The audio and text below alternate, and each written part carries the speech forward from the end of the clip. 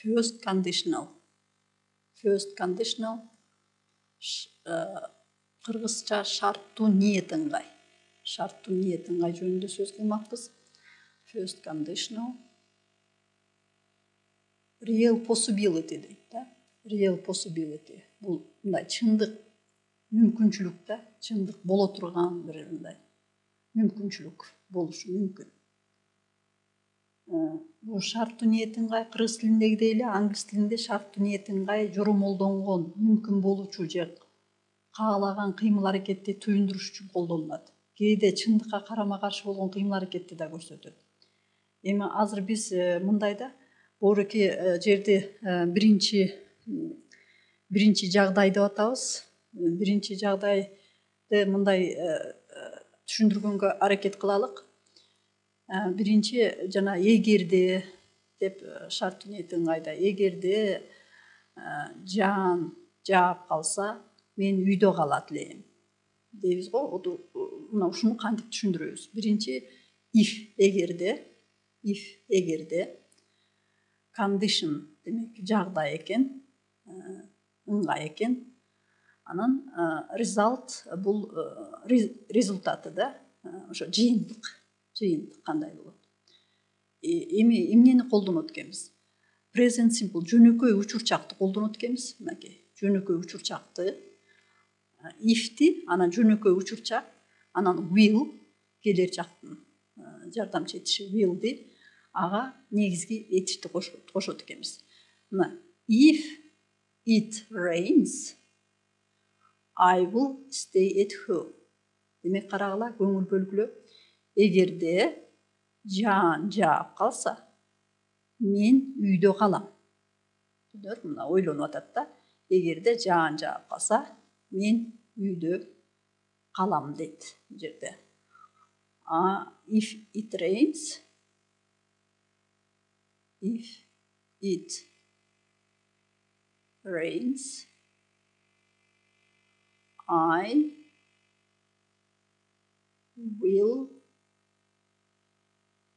I will stay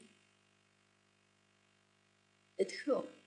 If it rains, I will stay at home. Демек, мына бул жерде биз эмнени алдык?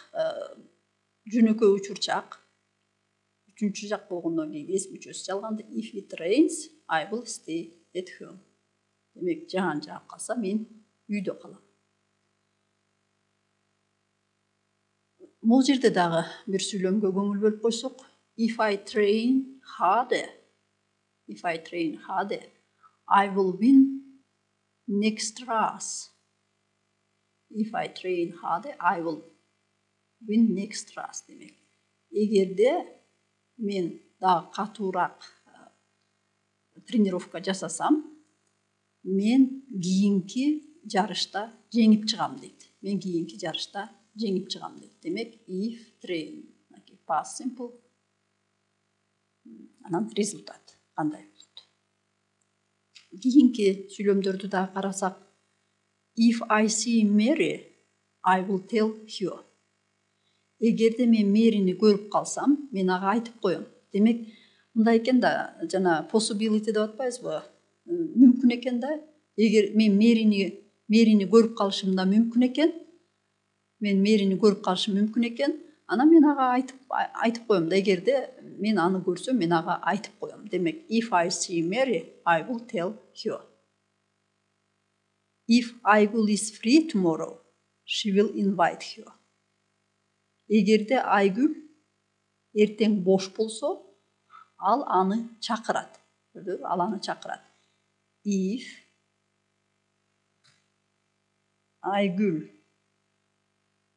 Айгүл is free tomorrow, эгерде Айгүл бош болсо, эртең, ал аны чакырат. She will invite her. If they do not pass their exam, their teacher will be sad. Карагылачы мына. Мугалим капаланат экен да. Эгерде алар экзамен тапшыра албай калышса, анда алардын мугалими капаланат экен. If they do not pass their exam, their teacher will be sad. If it rains tomorrow, will you stay at home? Демек, бұл жерде суроо беріп атабыз. Егерде ертең жаан жаап қалса, will you stay at home? Will you stay at home? Сілер үйде қаласыңарбы? Егер жаан жаап қалса, үйде қаласыңарбы? If it rains tomorrow, what will you do? Егер ертең күн жаап қалса, сілер эмне қыласыңар? What will you do? Егер күн жаап қалса, сілер эмне қыласыңар? Демек, бұл жерде мынакей if it rains tomorrow, will you stay at home? Бұл жерде жооп бергенбиз. I will stay at home. Ооба. If it rains tomorrow, I will stay at home. If it rains tomorrow, what will you do? If it will rain tomorrow, I will stay at home. So we will stay at home. Эми бул if башында келбедиби? Сүйлөмдүн башында келип атпайбы? Сүйлөмдүн ортосуна да келиши мүмкүн экен. Аны кандай кылсак болот экен? Мында will plus base verb. Демек will анан жардамчы етиш. Андан кийин if'ти коюп туруп, анан present simple. Жөнөкөй учурчакты алып келет экенбиз да. Демек, I will tell Mary if I see her. I will tell Mary. Демек, результатты биринчи айтат экенбиз. I will tell Mary if I see her. Эгер мен Мэрині көрүп калсам, I will tell, мен Мэриге айтып коем, эгерде мен аны көрсөм. Көрдүңөрбү? Эгерде мен аны көрсөм. He will invite Айгүл if she is free tomorrow. Ал Айгүлдү чакырат. He will invite. Ал Айгүлдү чакырат, эгерде ал эртең бош болсо. Their teacher will be sad if they do not pass the exam. Алардын their teacher will be sad. Капа болот, эгерде if they do not pass the exam. Эгерде алар өздөрүнүн экзамендерин тапшыра алышпаса. Дейт да. Эми дагы бир мындай бир ситуация менен да түшүндүргөнгө аракет жасап көрөлү. Эгерде here one thing, Asan has lost her watch.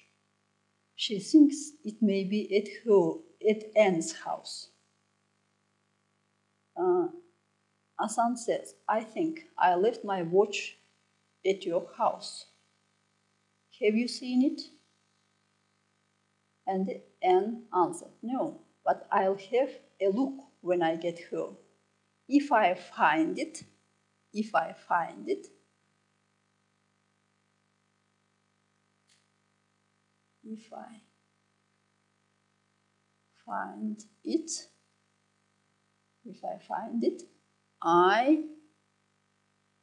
will tell you. Демек, сааты калып калган экен, анан аны сенин үйүңдө калды го десе, анда айтып атат.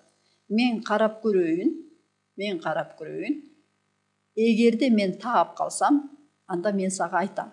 Эгерде мен аны таап калсам, if I find it, I will tell you. Деп айтып атат да. Дагы бир мисал келтирсек, эгерде Том келсе, биз ойнойбуз. We will play. Демек, кыскартып дагы жазсак болот.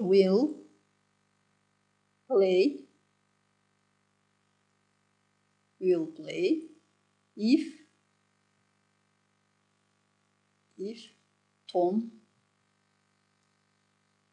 Tom comes. Эгерде биз ойнойбуз, эгерде Том келсе. We will play if Tom comes. Демек, биз ойнойбуз, эгерде Том келсе. Демек, Том келиши мүмкүн, биз ойношубуз мүмкүн. Ошон үчүн жанакы мүмкүнчүлүгү бар чындык боло турган нерсени ушу биринчи жагдай дейт экенбиз, биринчи ыңгай дейт экенбиз. Ушул first conditional бир шарттуу ниет ыңгайга бир аз мисал иштедик.